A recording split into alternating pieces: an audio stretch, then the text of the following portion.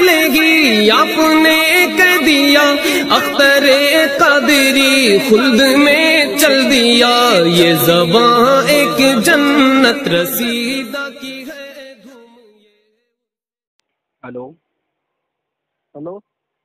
ہاں، آپ نے یوٹیوب میں کمنٹ کے اندر آپ کا نمبر دیا تھا اور کچھ بتایا تھا اپنے اعلیٰ حضرت کے کتے اور یہ وہ. ہاں. اچھا، تو جی آپ ان کو برا بھلا کیوں بول رہے ہیں؟ آپ کے مذہب میں تو بولا جاتا ہے نا، دیوبند مذہب میں، کہ بھائی کسی کو برا بھلا مت بولو. تو پھر اعلیٰ حضرت کو کتا، اعلیٰ حضرت کے کوئی اعلیٰ حضرت کے والے کتے اور یہ کیوں لفظ یوز کر رہے ہیں؟ جب تم بولتے ہیں کہ سبھی کو اچھے سے بولو، یہ کرو، تو پھر تم ان کو برا بھلا کیوں بول رہے ہو؟ آپ دیوبند والے کو برا والا کیوں کہتے بھائی ہیں؟ ایک بات بتا مجھے، آپ کے مذہب کے اندر، آپ کے جو دیوبند مذہب ہے، اس میں آپ لوگ کیا بولتے ہیں کہ کسی کو برا بھلا مت بولو. ابھی دشمن چاہے سامنے والا کیسا بھی کچھ بھی بولے، لیکن ہم لوگوں کو اگر کبھی تمہارا مذہب ایک دم یہ ہے تو تم اس پہ چلو نا. تم کیسے سامنے والے کے طریقے پہ چل رہے ہو؟ اس کا مطلب یہ ہوگا کہ تم بھی غلط ہو اور وہ بھی غلط ہے. پھر تو تم کیوں ان کو کتے کاتے اور یہ کیوں بول رہے ہو پھر؟ تو کافر تو ہم نے تو نہیں بولا نا. بھائی کتے بول رہے ہیں نا، کتے کا لفظ بول رہا ہوں میں تجھے. جی. کافر بول رہے ہیں، کتا بولنے میں اور کافر بولنے میں پھر فرق کیا رہ گیا؟ تم تو جانور بنا دے رہے اس کو، جانور بنا دے رہے، تو پھر اس میں فرق کیا رہ گیا؟ بہت فرق ہے. فرق کیا ہے وہ بتاؤ نا مجھے. تم میرا اور ان میں پھر فرق کیا رہ گیا؟ تو تم کو کافر بولتے ہیں، تم ان کو جانور بنا دے رہے، تو پھر فرق کیا رہ گیا؟ آپ جو دیوبند والے کے علماء کے اوپر جو لگاتے برے والا تہمت لگاتے وہ صحیح ہے بھائی کیا؟ تہمت، اگر تہمت کس کو بولتے ہیں؟ کہ جس کا کوئی ثبوت یا دلائل نہ دے اس کو تہمت بولتے ہیں. اور اگر کبھی تمہارے کو دلائل اور ثبوت دے دے تو اس کو تہمت نہیں بولتے ہیں. اس کو سامنے والے کی جو ہے تو غلطی مطلب بتانا بولتے ہیں، کہ سامنے والے نے جو غلطی کیا وہ غلطی کو. ابھی تم کو تمہارے مشہور عالم پتہ ہے اشرف علی تھانوی، شاید اس کو تو آپ بہت اچھے سے جانتے ہوگے. اس کی ہی کتابیں اٹھا کر دیکھو، اشرف الصوان اٹھاؤ یا اشرف علی تھانوی کے ہاتھ کے لکھی ہوئی جتنی کتابیں ہیں، اس میں تمہارے کو بہت جگہ اسی گستاخیاں ملیں گی جس کے حدی ہے. اور سب سے بہترین کتاب تمہارے مذہب کی جو ہے تو تقویۃ الایمان. اس کتاب میں جو ہے تو یہ کہا گیا ہے کہ یا رسول اللہ کہنا شرک ہے، اجمیر جانا زیارت کی نیت سے یہ بھی شرک ہے، مشرک بدعت ہی ہے اور یہ شرک ہے. اور جو اجمیر میں زیارت کی نیت سے جائے گا تو وہ کافر ہو گیا. تو جب ایسے ایسے باتیں لکھیں گے، میں جو ہے تو حوالے کے ساتھ بولوں گا آپ کو، میں من ٹھوکی والی بات نہیں بتاؤں گا، کیونکہ میرے کو جو ہے نا تو پھیکا والا کام آتا نہیں ہے. تو جیسے کہ ابھی میں نے اشرف علی تھانوی کا حوالہ دیا، اس کی کتابیں میں تمہارے کو دوں گا، اشرف الصوان ہے، اور ان کی جو کتابیں اس کا حوالہ بھی دوں گا، پیج نمبر بھی دوں گا، سب دوں گا آپ کو نکال کر اگر آپ کو چاہیے تو. دوسرا، اسماعیل دہلوی جس نے کتاب لکھا تقویۃ الایمان، یہ کتاب کے اندر کم و بیش 15 سے 20 جگہ گستاخی کی گئی. تہمت نہیں لگا رہا ہوں میں، غلطی بتا رہا ہوں. تہمت اور چیز کو بولتے ہیں جس کا کوئی ثبوت نہیں رہتا ہے، جس کی کوئی دلائل نہیں رہتی ہے، اس کو تہمت بولتے ہیں. اور تہمت لگانے والے کو جو ہے تو اللہ کبھی معاف نہیں کرے گا. ایک بات دھیان میں رکھنا تم نے، کیونکہ کسی کے اوپر تہمت لگانا بولتے تو عرش الہی کو ہلانے کے برابر ہوتا ہے. یہ بھی آپ کو پتہ ہوگا شاید آپ اگر پڑھے لکھے ہوگے تو.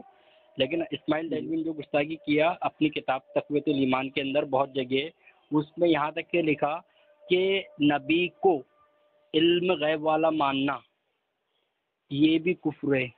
کیونکہ نبی کو ایسا علم، مطلب جیسے کہ شیطان کو بھی تو علم غیب ہے، چرین پرین پاگل مجنوں ان کو بھی تو علم ہے، لیکن نبی کو اتنا بھی علم نہیں ہے.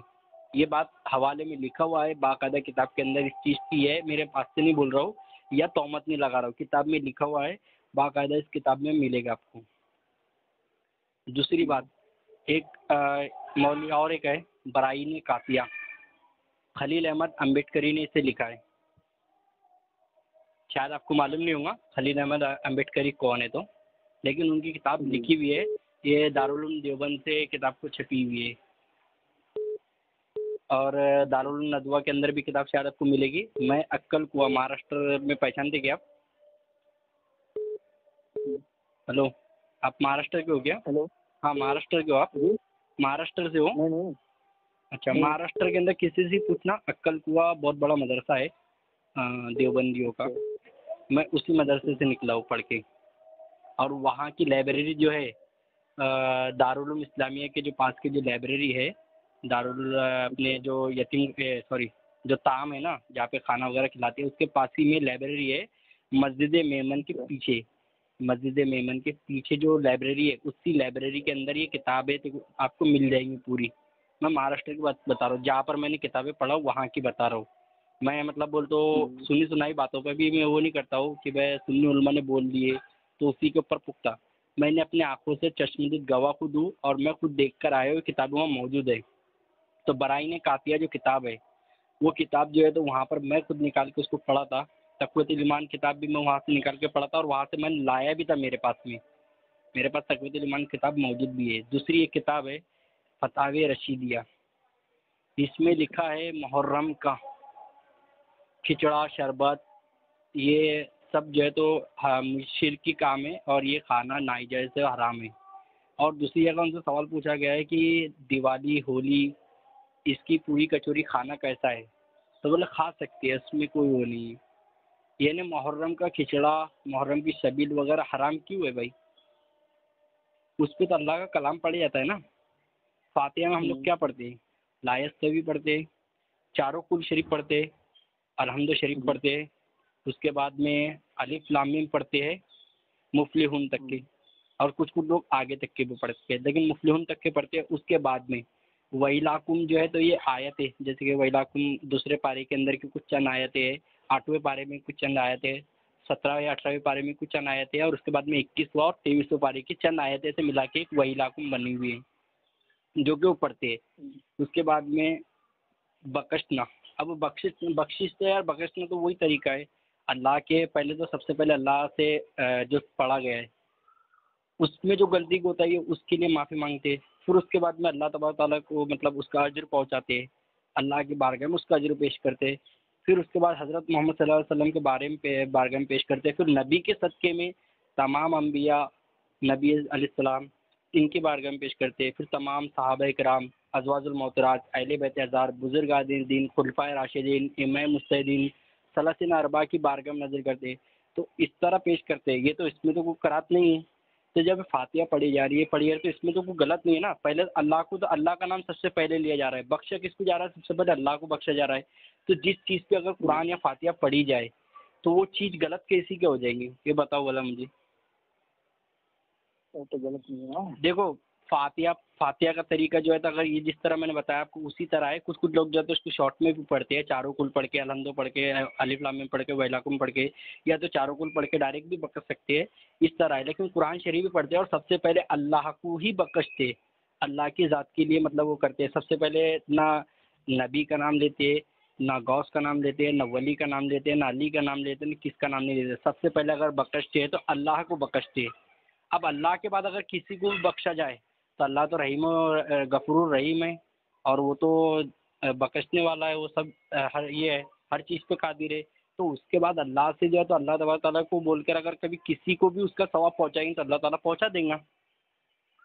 کیونکہ دیکھو وہ قطرے سے سمندر بنا سکتا ہے، ایک لفظ کن سے پوری دنیا پیدا کر سکتا ہے. تو ایک اس سے کیا ثواب ہر پوری دنیا کو ثواب نہیں پہنچا سکتا ہے کیا وہ رب؟ تو اسی پہ پڑھا جاتا ہے. تو محرم میں کیا پڑھا جاتا ہے؟ یہی پڑھا جاتا ہے. میں کچھ فاتحہ دیتا ہوں محرم میں، یہی کرتے. اب کچھ جاہل سنیوں کی وجہ سے، پورے سنیوں کو تم ٹولا نہیں مار سکتے کہ سنی، ابھی کچھ جاہل، میں بول رہا ہوں کلیئر، کچھ جاہل جو ہے تو ڈائریکٹلی مطلب جیسے ولی غوث یا کسی کو سیدھا مطلب بول تو وہ کر دیتے. تو ہم لوگ ان کا حوالہ لیتے بھی نہیں، اور نہ ہی ہم لوگ ان کا وہ کرتے. ہم تو سمجھاتے ہیں بخشنے کا طریقہ اس طرح ہے، مانگنے کا طریقہ اس طرح ہے. اگر اللہ سے مانگنا ہے تو ان کا وسیلہ دے کے مانگو. ان کے درگاہ اگر غریب نواز کے مزار پہ بھی گئے تو وہاں پر ڈائریکٹ یہ نہیں بولنا ہے کہ آپ دے دو، آپ اللہ سے دعا کر دو ہمارے لیے، آپ اللہ سے مجھے دلا دو، کیونکہ ہم گناہ گار پاپی سیاہ گار ہیں اور وہ متقی پرہیزگار ہے. تو وہ لوگ ہمارے لیے دعا کریں گے نا. پھر ہم تو گناہ گار ہیں، ہم ان کے در پہ کیوں جاتے ہیں؟ اور دیکھو اس کا حوالہ قرآن شریف میں بھی موجود ہے کہ اللہ تبارک تعالیٰ نے خود فرمایا کہ میرے محبوب بندگی ان کے بارگاہ میں جاؤ، ان سے مدد مانگو. قرآن میں خود اس کی چیز موجود ہے. دوسری بات اللہ تعالیٰ نے کہا ہے کہ میرے محبوب بندے اگر مجھ سے کچھ مانگیں تو میں ان کو عطا کرتے ہی رہوں گا، عطا کرتا ہی ہوں، یعنی ان کو دیتا ہوں میں. وہ اللہ تعالیٰ خود کہہ رہا ہے کہ میرے محبوب بندے اگر مانگیں گے، کیونکہ دیکھو اللہ تعالیٰ کئی جگہ فرما رہا ہے کہ بندہ مجھے ایک بار یا رب کہتا ہے تو میں 70 مرتبہ اس کو بولتا ہوں کہ مانگ کیا مانگنا ہے، تو بولتا ہے کہ نہیں بولتا اللہ تعالیٰ؟ تو اگر کوئی محبوب بندہ، اگر دیکھو ہماری اوقات نہیں ہے کہ ہم ڈائریکٹ اللہ سے مانگیں، میں بولتا ہوں اللہ سے مانگنا چاہیے، ڈائریکٹ بھی مانگ سکتے، اس میں کوئی کرات نہیں، لیکن ہم اپنے آپ کو اگر کبھی اتنا مطلب کمتر سمجھ کے ہر نماز کے وقت ہم دعا کرتے ہیں اللہ سے ہی کرتے ہیں، لیکن اگر کسی ولی کے مزار پہ چل گئے تو ان کی نسبت سے اگر مانگ لے تو اور زیادہ اچھا اثر رہتا ہے۔ ابھی اگر کبھی ہم بولیں گے کہ نہیں ایسا نہیں ہے، تو میں بولتا ہوں کہ آج جو وبا چل رہی ہے کورونا وائرس کی، تو آپ تو سنی ہو، دیوبندی ہو، وہابی ہو، تبلیغی جماعت ہو، یا کوئی بھی مسلک کا ہو یا کوئی بھی مذہب کا ہو، تو اللہ سے تو ہر کوئی نماز پڑھ رہا ہے، گھر میں پڑھو یا مسجد میں پڑھو، ہر کوئی نماز پڑھ رہا ہے، ہر کوئی دعا کر رہا ہے، تو دعا کیوں نہیں قبول ہو رہی پھر؟ اللہ تو سننے والا ہے نا۔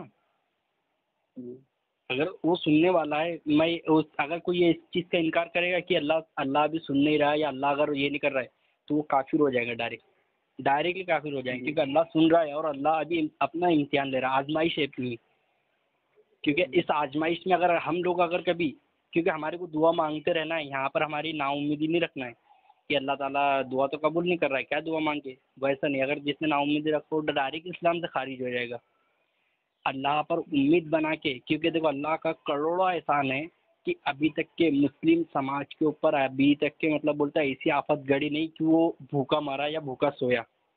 تم کہیں کا بھی اگر معاشرے کا اٹھا کر دیکھے گے نا، تو کچھ تھوڑا بہت بھی تو کھا رہا ہے، لیکن بھوکا نہیں رہ رہا ہے، کھا رہا ہے تھوڑا بہت، بھلی تھوڑا سا ایک ٹائم کا کھائے یا 2 ٹائم کا کھائے، لیکن کھا رہا ہے وہ اللہ اس کے، کیونکہ دیکھو اگر جس کا ایمان پختہ ہوگا نا، تو اس کو میں کہہ رہا ہوں ایک ذرہ برابر کا بھی مطلب بولتے ایک ٹائم کے لیے بھی بھوکا رہنے کی ضرورت نہیں پڑ رہی ہوگی، جس کا ایمان اللہ پہ پختہ ہے، کیونکہ آج ہمارا ایمان جو ہے نا اللہ پہ پختہ نہیں ہے، آج بہت سارے لوگ جو ہے نا اللہ پہ ایمان پکا رکھتے نہیں ہیں، اسی لیے جو تو مصیبتوں میں اور اس میں آزمائشوں میں گرفتار ہوتے ہیں۔ اب جو لوگ اللہ پہ پختہ ایمان رکھتے ہیں تو ان کے اوپر آزمائش ہوتی ہے، کیونکہ دیکھو اللہ تعالیٰ کبھی بھی اپنی محبت کا امتحان لیتا ہے کہ تم محبت کا ڈنکا تو بجاتے لوگوں کے سامنے کہ میں اللہ کو اتنا مانتا ہوں، اللہ والا یہ ہوں، تو اللہ تعالیٰ مصیبت ڈال کے اپنے کو آزماتا ہے کہ میرا بندہ واقعی میں جو بولتا ہے اس کے اوپر اٹل ہے یا نہیں ہے، وہ آزمائش دیتا ہے۔ تو اگر مصیبت آئی تو اس سمے بھی نا امید نہیں ہونا چاہیے، اللہ تیری رضا، تو جیسا چاہے امتحان لے، بس تیرا بندہ تیرے مطلب امتحان کے اندر اگر ناکام بھی ہوتا ہے تو تیرا شکر بجا لائیں گا، اور پاس بھی اگر کامیاب بھی ہوتا ہے تو تیرا شکر بجا لائیں گا، کیونکہ تو ہی ہے، اگر بیماری بھی دیا تو شفا بھی وہی دیں گا۔ جی تو میں وہی بول رہا ہوں کہ ابھی آج مطلب اب پھر پھر تو میں تو ڈائریکٹ اسلام کے اوپر اپنے حملہ ہو جائیں گا، سیدھا سیدھا اسلام پہ ہم جائیں گے کہ بھائی تمہارا پھر تو خدا ہے ہی نہیں۔ بہت سارے لوگ بولتے ہیں نا کہ وہ ولیوں کے مزار پہ جاتے ہیں تو تمہارے کو تو کچھ ملتا نہیں ہے، تو ایسا نہیں ہے، مانگنے کا بھی ایک طریقہ لگتا ہے، اور وہ بھی جو ہے نا تو ایک بندے کی، وہ جو اپنا جو ان کے در پر جاتا ہے تو کبھی کبھی ان کو کسی کی ادا پسند آ جاتی ہے، اللہ کا بھی ویسے اللہ تبارک تعالیٰ جو ہے تو کبھی کبھی کسی بندے کی ادا پسند آ جاتی ہے۔ ابھی تم نے واقعے سنے ہوں گے کہ مطلب روزے محشر کے یا اس کے، کہ اللہ تعالیٰ کو کسی کیسی ادا پسند آ جائے گی۔ ابھی بہت سارے ایسے تم نے واقعے پرانے سنے ہوں گے جس میں بتایا گیا کہ شرابی پورے زندگی نماز نہیں پڑھا، روزہ نہیں رکھا، لیکن ایک بار اللہ کے نام کا احترام کر لیا تو جنت مل گئی۔ ایک بار قرآن شریف کی آیت کو ایسا پنہ پڑا ہوا تھا، اس کو اٹھا کے رکھ دیا تو جنت مل گئی۔ تو اللہ صرف ایک اس کی رحمت جو ہے نا تو ایک صرف بہانہ تلاش کرتی ہے، تو ویسا ولیوں کا بھی ہے، اگر کسی کا اگر ذرا سا کچھ اچھا لگا تو وہ کر دیتے ہیں، یہ نہیں بولیں گے کہ ہم غریب نواز کے مزار پہ ہر سال جاتے ہیں پھر بھی ہماری وہ دولت نہیں مل رہی ہے، تو اس میں بھی ایک راز ہے، تمہاری کو اگر دولت دے دیں گے تو تمہاری ضمیر ایسا ہے کہ تمہارے پاس دولت آ گئی نا تو تم یعنی اپنے آپ میں بدل جاؤ گے، تم جو ابھی جو عبادت کرتی ہے، جو نماز پڑھتی ہے، تو وہ بھی بھول جاؤں گے، کیونکہ دیکھو دولت آنے سے انسان بہت بدل جاتا ہے۔ تب لوگ کیا کہتے ہیں ہمارے کو تو ملتا نہیں، ہم 50 ٹائم کی نماز پڑھتے ہیں، یہ کرتے ہیں وہ کرتے ہیں، پھر بھی ہمارے کو ملتا نہیں، ایمان کمزور ہوتا ہے یار، ایمان کمزور ہوگا تو بھائی ظاہر سی بات ہے مصیبت اور یہ تو آئیں گی تمہارے اوپر۔ اب آزمائش صرف ان کی ہوتی ہے جو اللہ پر پختہ ایمان رکھتا ہے، تو وہ آزمائش میں کامیاب ہو گیا تو اس کی دنیا بھی سنور جائے گی اور آخرت بھی سنور جائے گی۔ تو میں وہی بول رہا ہوں کہ کیسا ہے، دیکھیے دیوبندی وہابی کو جو غلط بولتے ہیں نا، تو بلا الزام دیکھو الزام کسی پہ نہیں لگاتے، نہ کسی پہ تہمت لگاتے، نہ کسی کی غیبت کرتے، ساری چیزیں دلائل کے ساتھ میں خود پیش کر سکتا ہوں، میں عقل قوہ سے پڑھ کر آیا ہوں، میں بول رہا ہوں آپ کو، میں خود عقل قوہ سے پڑھ کر آیا، لگے تو آپ ایک کام کرنا، اس میں یوٹیوب کے اوپر کا ہو یا انٹرنیٹ پہ گوگل پہ ڈالو عقل قوہ، جامعہ عقل قوہ ڈالو، جامع عقل کو ڈالیں گے تو تمہارے کو پتہ چل جائے گا کہ وہاں پہ کتنا بڑا دیوبندیوں کا مدرسہ ہے. میں اس مدرسے سے پڑھ کر آیا ہوں. کون سا؟ جامع عقل کو مدرسے سے پڑھ کر آیا ہوں. میں وہی بتا رہا ہوں. کیونکہ کیسا ہے دیکھیے غلطی ہے لیکن وہ لوگ مانتے نہیں ہیں.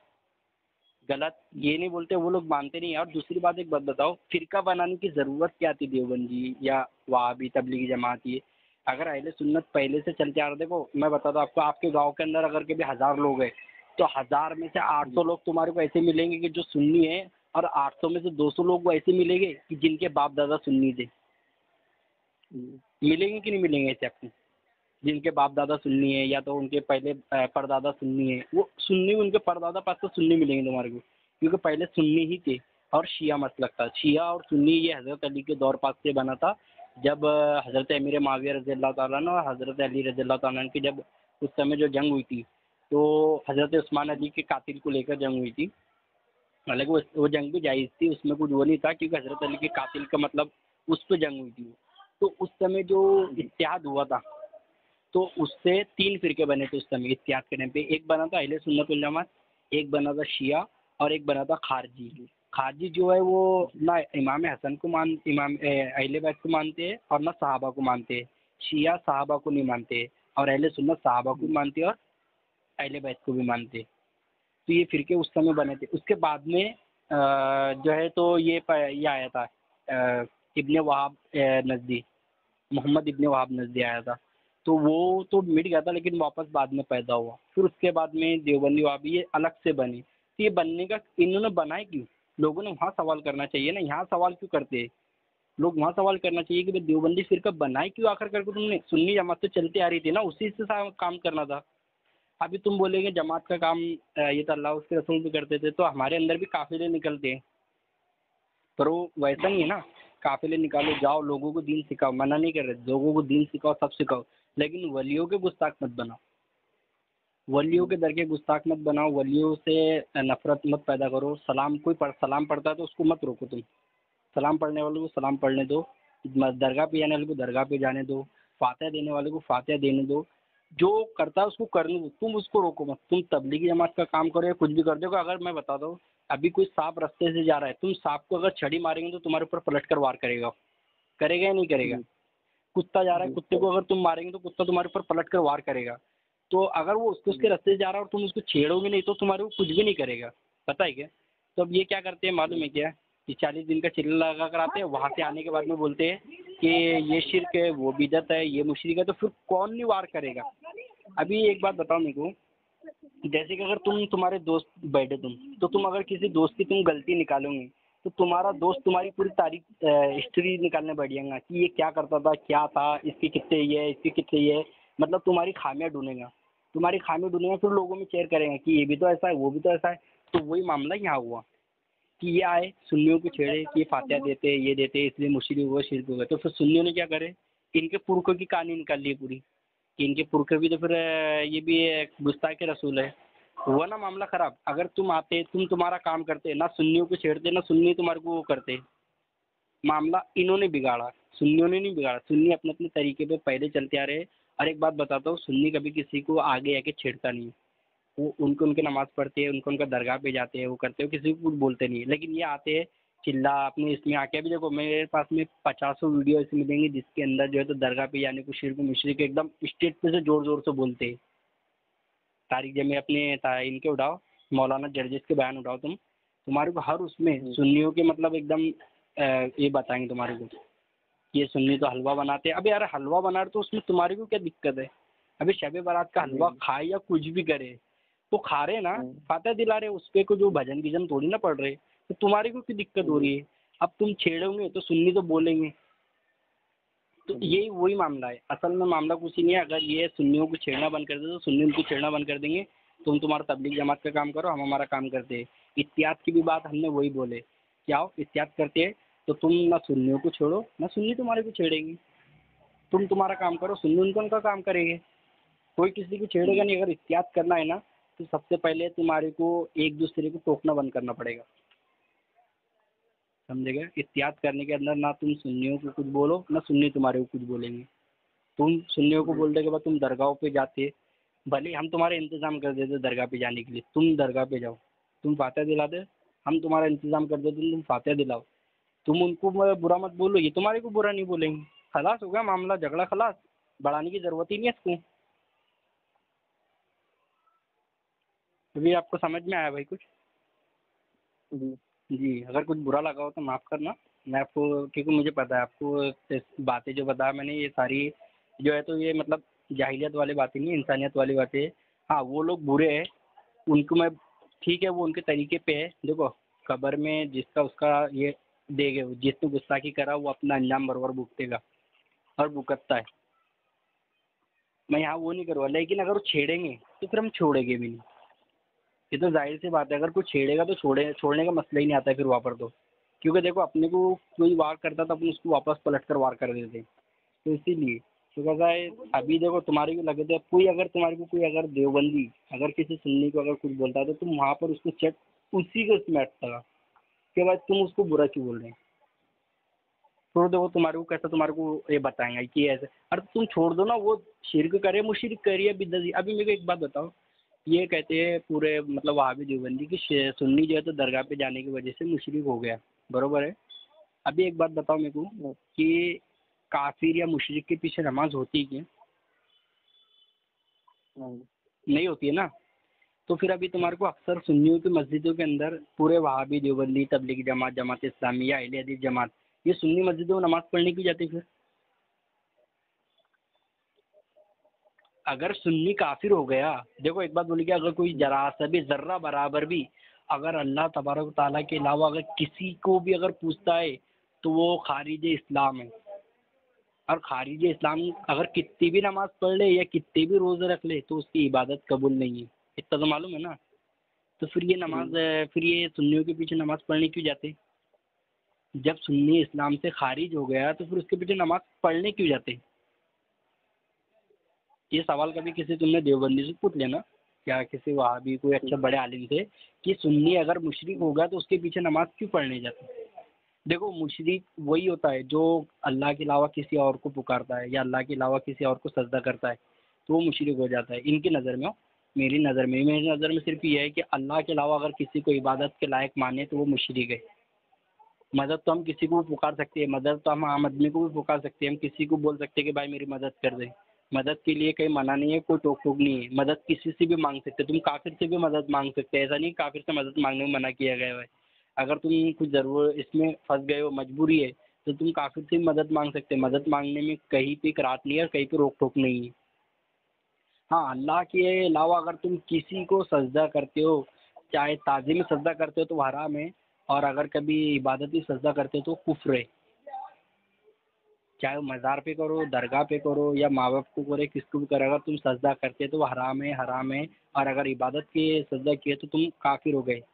ایک بات یاد رکھنا، میں سنی ہوں لیکن پھر بھی میں بتا رہا ہوں کہ مزار پہ بھی اگر کوئی سجدہ کرتا ہے اور وہ تعظیمی سجدہ کرتا ہے تو وہ حرام کام کر رہا ہے، کلیئر بول رہا ہوں میں سنی ہوں پھر بھی بول رہا ہوں آپ کو، یہ نہیں کہ میں ہمارے لوگوں کی بات چھپا لوں، چھپانے والا کچھ نہیں ہے، اگر وہ غلط کر رہے تو غلط کر رہے، صحیح کر رہے تو صحیح کر رہے، میں ڈائریکٹلی بولنے والا، سنی ہو یا دیوبندی ہو یا وہابی ہو، غلط کرے گا تو غلط بولوں گا، صحیح کریں تو صحیح بولوں گا۔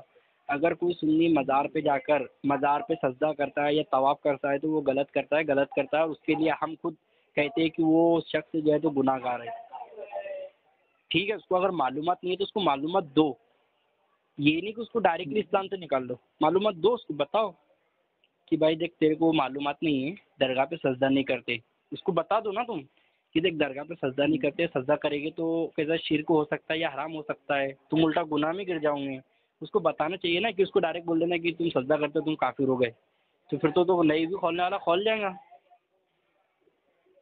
تو ویسا ہے، تم یہ سوال کس سے پوچھنا، یا تو تم ہی بتاؤ، مشرک کے پیچھے نماز نہیں ہوتی تو پھر دیوبندی نماز پڑھتے کس کے پیچھے، پھر پڑھتے کیوں سنی کے پیچھے؟ تم نے کوئی سنی کو کسی وہابی دیوبندی کے پیچھے نماز پڑھتے دیکھا کبھی؟ نہیں پڑھیں گے، کسی بھی حال میں نہیں پڑھیں گے، اپنی اپنی نماز پڑھ لیں گے لیکن ان کے پیچھے نہیں پڑھیں گے، کیوں نہیں پڑھتے؟ کیونکہ وہ ان کو کافر مانتے ہیں، اور جب کافر مانتے ہیں تو ان کے پیچھے نماز پڑھتے نہیں ہیں، کیونکہ دیکھو کافر ہو یا فاسق اپنے فاسق کے معلن ہو یا جھوٹ بولنے والا ہو یا شرعن گناہ کرنے والا ہو تو ایسے کے پیچھے نماز ہوتی نہیں۔ فاسق کے معلن بول دو سنی ہے، سنی صحیح عقیدہ ہے لیکن داڑھی نہیں ہے تو بھی اس کے پیچھے نماز نہیں ہونے کی۔ اور ایک مسئلہ آپ کو بتاتا ہوں میں، کہ اگر کوئی شخص کو داڑھی نہیں ہے تو اس کی نماز بھی نہیں ہوتی ہے، کیونکہ حرام کام کرنے والے کی کوئی عبادت قبول نہیں ہوتی ہے. پتہ ہے کہ آپ کو کوئی بھی حرام کام کرو، تم شراب نوشی کرو یا کچھ کرو تو اس کی نماز اس حالت میں نماز نہیں ہوتی. اگر حرام کام جیسے کہ تم نے اگر شراب پی ہے تو تمہاری شراب کی حالت میں نماز نہیں ہونے کی، کوئی عبادت نہیں ہونے کی. اب داڑھی تم چھلا کر اگر نماز پڑھنے جائیں گے تو تمہاری نماز نہیں ہونے کی کیونکہ تم نے حرام کام کر لیا. ایک بات بتاؤ گیا، داڑھی چھلا لیا، داڑھی چھلانا حرام ہے اور داڑھی رکھنا واجب ہے، سنت نہیں ہے، واجب ہے. یہ انبیاء علیہ السلام کی سنت ہے، مطلب صحابہ کی سنت ہے، انبیاء علیہ السلام کی سنت ہے، نبیوں کی سنت ہے، یہ سنت ہے. لیکن اسلام میں اس کا مرتبہ واجب اور فرض، یہ واجب کا ہے، یعنی داڑھی رکھنا ضروری ہے، سنت نہیں ہے، ضروری ہے. سنت کس کو بولتے ہیں کہ جس کو چھوڑ پکڑ کر سکتے ہیں، لیکن داڑھی ضروری ہے. داڑھی رکھ کر تو جو داڑھی کاٹے گا اس کے پیچھے نماز بھی نہیں ہوگی اور اس کو خود بھی نماز نہیں ہوگی. ہم ایسے کے پیچھے نماز نہیں پڑھتے تو ہم کافر کے پیچھے کیسے نماز پڑھے گی؟ تو یہ مسئلہ یہ رہتا ہے. ابھی دیکھو میں دیوبندی کو غلط صرف غلط اس لیے مانتا ہوں کہ انہوں نے جو کتابوں میں جو غلطیاں لکھی ہم آج بھی کہتے ہیں، ابھی بھی کہہ رہا ہوں میں کہ اگر پورے دیوبندی اگر ایمان رکھ کر اگر وہ جو کتابوں میں غلطیاں ہے وہ غلطیوں کو اگر سدھار لے یا ان کتابوں کو رکھ دے ایک سائڈ میں یا جلا دے کچھ بھی کر دے تو آج بھی ہم ان کو اپنے دل سے لگانے کے سینے سے لگانے کے تیار ہے اور آج بھی ہم ان سے تیاگ کرنے کو تیار ہے. تم تبلیغی جماعت کا اس کام کرو، تم جماعت اسلامی کی کرو، تم دیوبندی کا اس کام کرو، لیکن یہ جو گستاخی ہے وہ نکال ڈالو بس، خلاص معاملہ. ہمارے کو تمہارے سے نفرت نہیں ہے، ہمارے کو وہ کتابوں سے نفرت ہے، وہ بولیوں سے نفرت ہے. تمہارے سے نفرت نہیں، ہمارے کو وہ بولیوں سے نفرت ہے جو بولی نبیوں کے اور ولیوں کے لیے بولے جا رہی ہے، جو رسولوں کے لیے بولی جا رہی ہے، وہ بولیوں سے نفرت ہے ہمارے کو. تم وہ نکال لو، معاملہ خلاص. تم دیوبندی ہے نا تو دیوبندی ہی بن کر رہو. تم سنی جماعت کے اندر کنورٹ مت ہو، کنورٹ ہونے کے لیے نہیں بول رہے ہم. تم دیوبندی رہو لیکن وہ کتابوں میں جو غلطیاں وہ غلطیوں کو نکال لو، وہ غلطیوں کو نکال لو. تم غلطیوں کو نکال لیں گے تو تمہارے دیکھو ایک بات بولی کہ اگر تم دودھ کے دھلے بن جائیں گے تو تمہارے اوپر کوئی انگلی اٹھائیں گے کیا؟ کوئی نہیں اٹھائے گا. لیکن کیا ہے ہماری اکڑ ہمارا یہ ہے. اب سنیوں کو بدعتی اور شرک ثابت کرنے میں لگ جاتے ہیں. تو میرا وہاں یہی سوال آتا ہے کہ جب سنی بدعتی اور شرک مشرک ہے تو پھر اس کے پیچھے نماز کیسی ہو جاتی؟ ایک تو تم اس کو مسلمان ایمان والا مانتے ہیں یا تو پھر تم اپنے قول کے اندر اٹل نہیں ہے. دو باتوں میں سے کچھ بھی بات ہو سکتی ہے. ایک تو تم اپنے قول میں اٹل نہیں ہے یا تو تم اس کو ایمان والا مانتے ہو. اگر ایمان والا مانتے تو پھر تم غلط ہو، اور اگر تم اپنے قول میں اٹل نہیں ہے تو بھی تم غلط ہو کیونکہ تم اپنے قول کے اندر پکے نہیں ہو. چلو بھائی رکھتا ہوں، اگر کچھ برا لگا تو معاف کر دینا، اور زیادہ سے زیادہ یہ میسیج آپ لگے تو دوسروں کو شیئر کرو کہ بھائی دیکھو آپسی میں جو اختلاف ہے اس کو ختم کرنے کی کوشش کرو، خلاص کرو اس کو. اس سے کچھ ہی نہیں ہوگا، نہ اپنے اسلام کا بھلا ہے نہ کس کا بھلا ہے. تم دیوبندی ہے تو دیوبندی بن کے رہو، لیکن جو گستاخی ہے اس کو نکال لو. کوئی مزار پہ جاتا ہے اس کو جانے دو مزار پہ، اس کو روکو مت. لگے تو تم اس کے لیے گاڑی کا انتظام کر دو کہ بھائی تیرے کو درگاہ پہ جانا ہے کہ اجمیر شریف جانا ہے کہ چل میں ٹکٹ کا پیسہ دیتا ہوں لیکن جا تو، اور اس کو روکو مت. اور جب تم ٹکٹ کا پیسہ بھی نہیں دے سکتے تو تم اس کو جانے دو، روکو مت. اس کو مت روکو، تم تو جا رہا ہے نا جانے دو. ابھی ایک بات بتاؤ، تم کسی کو مزار پہ جانے کو روکیں گے تو ظاہر سی بات ہے وہ تمہارے اوپر حملہ کرے گا. تو بھائی کوئی کچھ کر رہا ہے تو غلط کر رہا ہے کیا؟ وہ کیا غلط ہے اس کے اندر؟ اس کا وہ جا رہا ہے، اس کا ایمان ہے نا کہ غریب نواز میری مدد کرتے ہیں اللہ کے کرم سے، اللہ تعالیٰ ان کو ادا کرتا ہے، وہ اللہ کے ذریعے سے جو ہے میری مدد کرتے ہیں. تو اس میں غلط کیا ہو گیا؟ کیا ہوگا اس میں غلط؟ وہ اگر ایمان رکھ رہا ہے، دیکھو میرا ایمان ہے کہ اللہ رب العزت جو ہے نا تو وہی خالق الکل ہے، وہی مالک الکل ہے اور وہی رازق الکل ہے. یعنی وہی مالک ہے، پوری دنیا کا مالک اللہ ہے، پوری دنیا کا مددگار اللہ ہے، پوری دنیا کو رزق دینے والا بھی اللہ ہے، کوئی اور نہیں ہے. اللہ ہی ہے اور اللہ ہی رزق دیتا ہے. صرف اللہ سے یہ ولی دلاتے ہیں، ولی اپنے پاس سے نہیں دیتے، ولی اللہ سے مانگ کے ہم لوگوں کو دلاتے ہیں. اب تم یہ بولیں گے کہ وہ ولی کیوں دلاتے ہیں، ہم تو ڈائریکٹ اللہ سے ہی مانگ سکتے ہیں.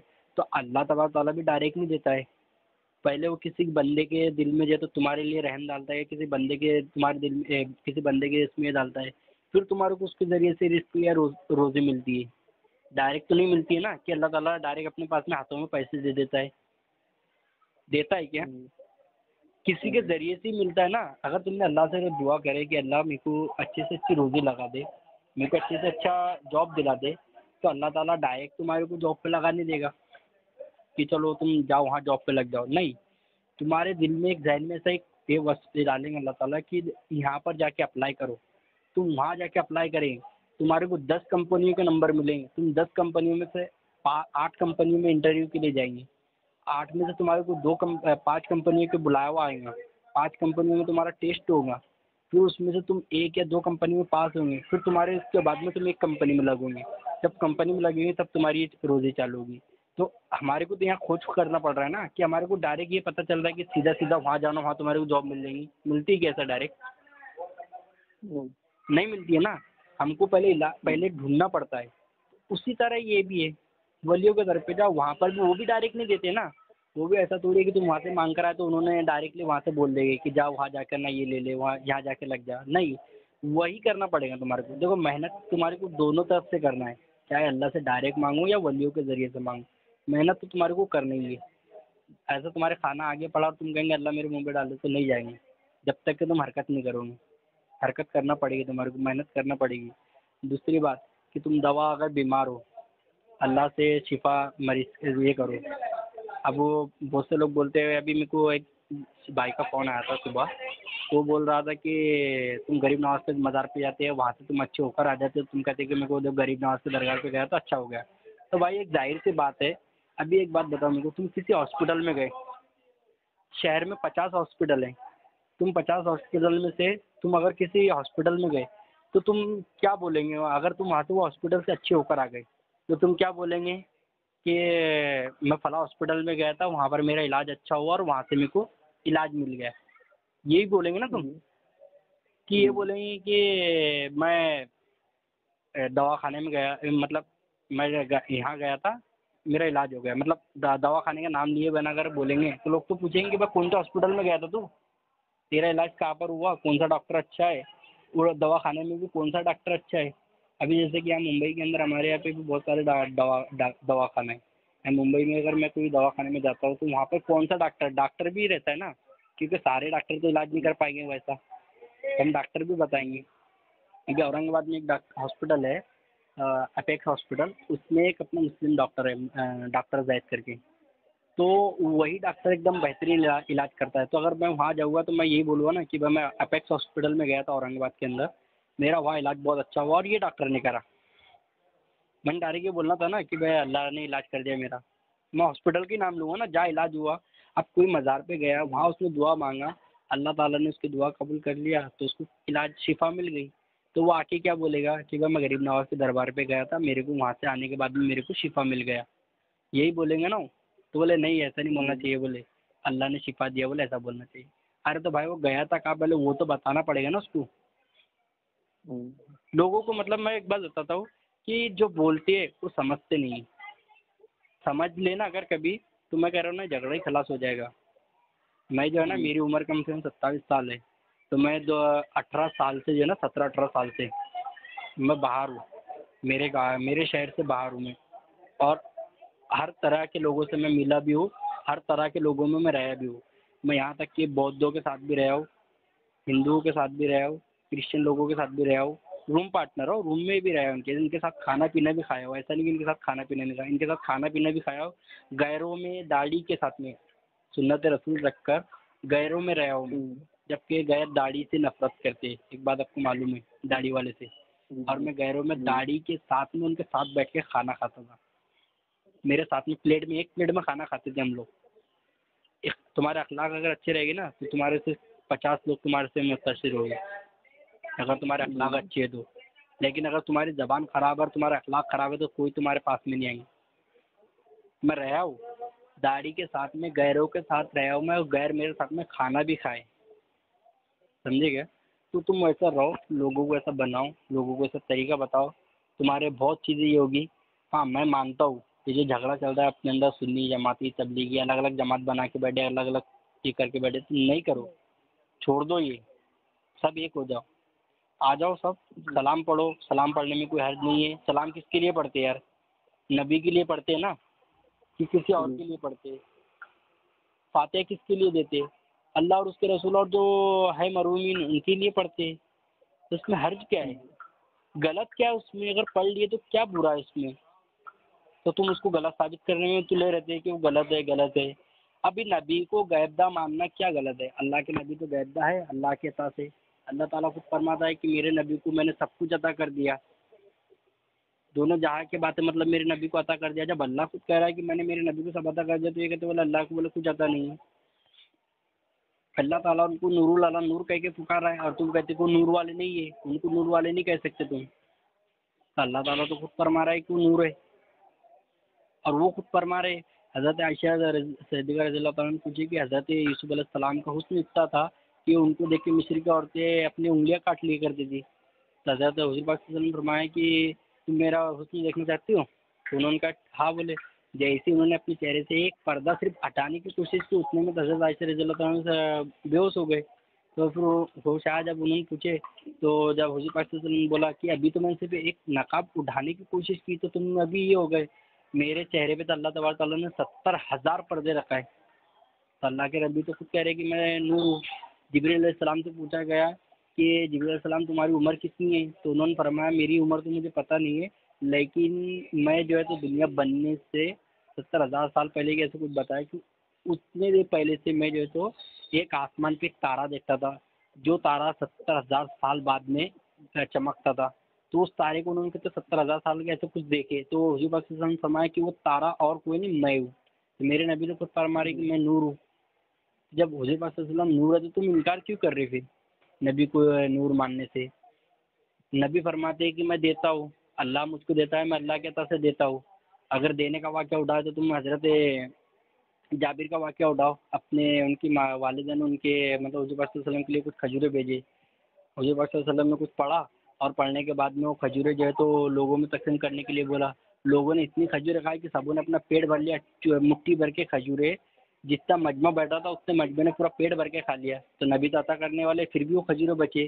ایک بار حضور پاک صلی اللہ علیہ وسلم کے بارگاہ میں جو ہے تو حلوہ بھیجا، جو حلوہ بناتے تو حلوہ بھیجا، تو حلوہ بھی جو ہے تو پورے مجمع نے کھا لیا، پھر بھی وہ حلوہ ویسی کی ویسی بچا تھا۔ تو نبی تو دینے والے ہیں، وہ نبی تو مطلب اللہ تعالیٰ نے ان کو سب کچھ دیا، پھر بھی یہ کہتے ہیں کہ نبی کو مالک و مختار نہیں ہے۔ جو تقویۃ الایمان کتاب ہے نا، اس میں لکھا ہوا ہے کہ جس کا نام محمد یا علی ہے وہ کسی چیز کا مالک و مختار نہیں ہے۔ تو ایسا نام لے کے کیوں بولنا چاہیے تو مالک و مختار نہیں ہے؟ یعنی یہ باتوں کی وجہ سے کچھ نہیں، یہ باتوں کی وجہ سے صرف ان سے دشمنی ہے، باقی کچھ بھی نہیں ہے۔ اگر یہ باتیں نکال ڈالے تو وہ آج بھی ہمارے بھائی ہے، ہمارے کو ان سے کوئی جھگڑا نہیں ہے، کوئی یہ نہیں ہے، نہ ہی کوئی پراپرٹی کا جھگڑا، نہیں کوئی خاندانی کا جھگڑا ہے، صرف جھگڑا ہے تو یہی جھگڑا ہے بس۔ چلو بھائی لگاتا ہوں، اگر کچھ ایسا جانکاری رہی آپ کو اگر لینے کی تو انشاءاللہ۔ میرا نام شیر خان رضوی ہے، اگر آپ جب چاہو میرے سے کانٹیکٹ کر سکتے ہو۔ حوالے کے لیے میرا واٹس ایپ نمبر ہے، اگر آپ کو حوالہ چاہیے تو میں حوالہ بھی دوں گا، اور آپ کو کچھ جانکاری چاہیے، کچھ معلومات چاہیے تو میں وہ بھی دوں گا آپ کو۔ اینی ٹائم کبھی بھی کال کر سکتے ہیں، کبھی بھی آپ سوال پوچھ سکتے ہیں میرے سے۔ اگر آپ کو روزمرہ کی زندگی میں اگر کوئی سوال جواب چاہیے، کچھ آپ کو دقتیں ہوتی ہے عمل کرنے کے اندر کچھ یہ، تو آپ بنداس سوال کر سکتے ہیں میرے کو واٹس ایپ کے نمبر پہ، میں اس کا جواب آپ کو نکال کے دے دوں گا۔ جی السلام علیکم۔